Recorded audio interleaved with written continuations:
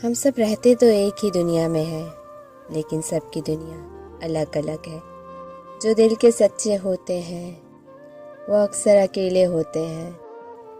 इंसान जब ज़िंदगी के इम्तहानों से गुजर कर पत्थर हो जाता है तो कोई दिल दुखा भी दे तो बुरा नहीं लगता। उरूज मिलने पर इंसान खुदा ना बन जाए, इसलिए खुदा ने ज़वाल रखा है।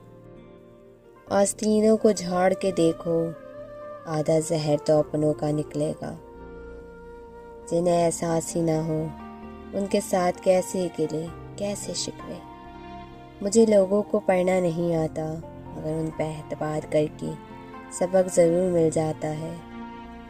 कभी ज़िंदगी एक पल में गुजर जाती है, कभी ज़िंदगी का एक पल नहीं गुजरता। ज़िंदगी मोहब्बत के बगैर ऐसी है जैसे वो पेड़ जिसमें फूल हो ना फल।